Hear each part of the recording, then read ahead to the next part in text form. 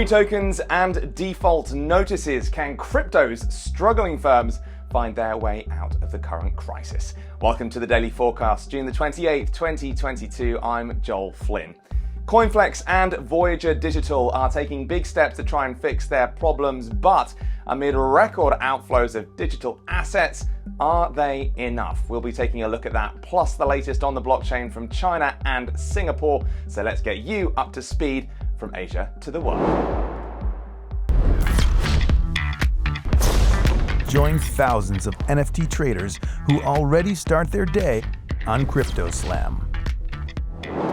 CoinFLEX is trying to solve its liquidity problems by issuing a new token. The Recovery Value USD or RVUSD token is supposed to help offset $47 million owed by one of the exchange's clients. CoinFLEX halted withdrawals last week after the high net worth individual failed to repay a loan.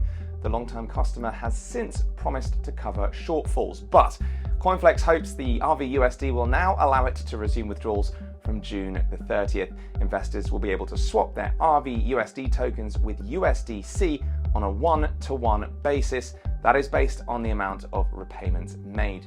However, if the high net worth individual does default, CoinFLEX says it will still pay token holders back out of its balance sheet. Full disclosure, CoinFLEX is a sponsor of Forecast. Three Arrows Capital has been hit with a default notice, meanwhile, after failing to repay a $670 million loan. The loan was from Voyager Digital last week, made up of roughly equal parts Bitcoin and USDC. 3AC has already failed to meet several margin calls on its loans. It has since been liquidated by several lenders as a result, including BlockFi and Genesis.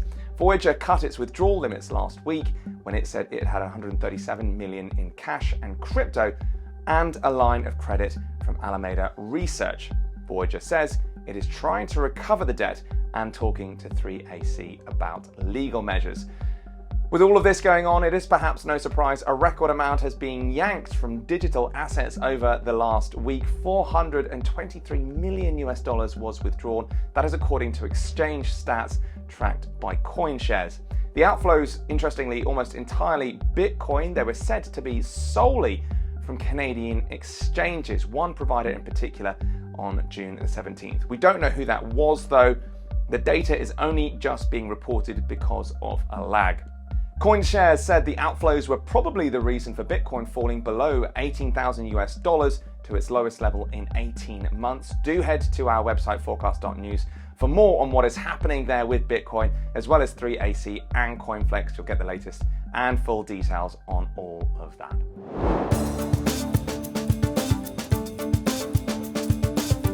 Crypto volatility may be causing problems for institutions and retail investors, but is it actually a good thing? Well, according to Citi's global head of markets, it could in fact be your friend if you can trade it right. Let's talk about how in more detail with Damien Lowe, CEO of Matrix Asset Management. Great to have you with us as always, Damien. Thank you for having me, Joel. Let's talk about trading volatility then. ProShares has launched a short Bitcoin strategy ETF, potentially a new tool for crypto bears. What's your take on that? I think it's inevitable, and I think it was definitely ProShares, given that they were out of the gates faster than everybody else to actually implement it. If anything, I don't think like most retail people would use it overall, but it could be for more institutional type players. The reason for that is that perpetuals serve a very similar purpose on the centralized exchanges, and that has been around for quite a few years already. It's probably gonna be having quite a bit of popularity right now, given the bearish overall sentiment and market.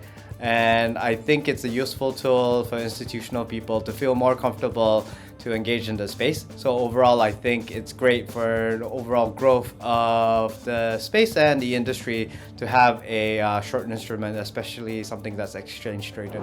We mentioned the huge withdrawals of Bitcoin over the last couple of weeks. Prices seem to be steadying around the 20,000 mark. What levels are you watching? So I think it's always really hard to predict specific price movements. The very natural ones are always the round numbers, like 10,000 and 15,000. We're starting to see also some of the Bitcoin miners where their break even is around here or slightly lower.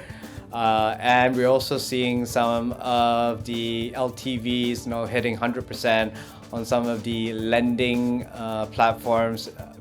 And that's tying out to about 18,000 or 15,000 or so in price for Bitcoin as well, very roughly. So I think, it could have a slight dip lower or stay around here. We will have to see broader markets to really understand whether Bitcoin has dipped overall. And that is in turn based on the Fed and whether we see better inflation data, whether Yellen and Biden decide on whether they're going to reduce some of the Chinese tariffs. And if so, then we could start seeing a base out in Bitcoin and perhaps even a slow grind up overall. In terms of Bitcoin price falls, the Purpose Bitcoin ETF saw about $500 million in outflows just a couple of weeks ago. Can you give us an idea about why we might be seeing these sorts of outflows and whether in fact they could ultimately be destabilizing?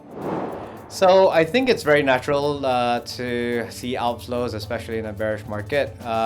What is really important is to see if the outflows was outsized relative to the outflows in the other asset classes, and in which case they were not. I don't think they are a driver of the move lower in prices, but more of a symptom of what the prices has done recently. So I don't think it's really something that we can blame, and it's really just more symptomatic overall. It's still very important to have these instruments that are exchange traded, a lot more liquid, and within the mandate for a lot of institutionals as well to trade. That helps to overall grow the whole industry. And so yes, it's more of a symptom, not really something that drove the price action overall. All right, thanks so much for joining us today, Damien. Thank you, Joel.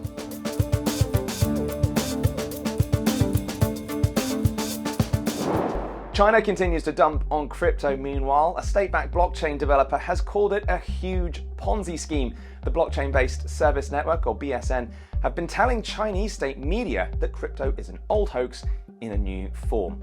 Executives Yifan He and Xi Guangshan said the high guaranteed returns rely on new investors paying for them. They also criticized move-to-earn and play-to-earn projects, which they said were phishing schemes. BSN is behind China's state-backed blockchain infrastructure. Its comments echo others made by Chinese authorities on crypto. China, of course, banned crypto in September. Just last week, state-run newspaper Economic Daily also warned of the risk of Bitcoin falling to zero.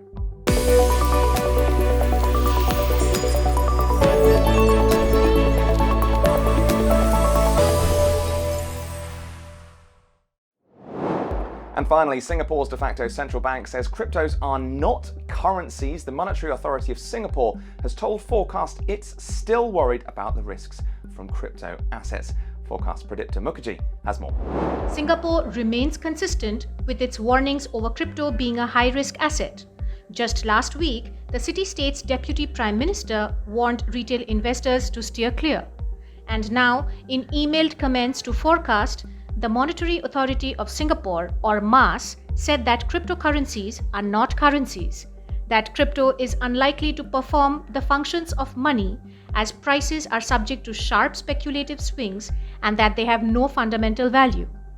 MAS says the recent Terra Luna collapse made this abundantly clear, with many global regulators sharing their concerns and making moves to protect retail users. Indeed, the Bank for International Settlements, which describes itself as a central bank for central banks, published a report on Sunday that said crypto is fundamentally unsound. For its part, the MAS says its regulatory approach is risk-appropriate, targeted, and technology-neutral.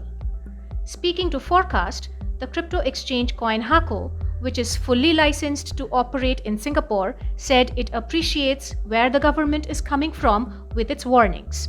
Because of the lack of regulation so far, it's very difficult to control or to really educate retail investors about the risks associated with the asset class.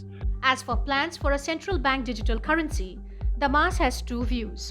From a retail perspective, MAS says that while it's keeping an open mind and investigating the technology required, it does not see a compelling case for a retail CBDC.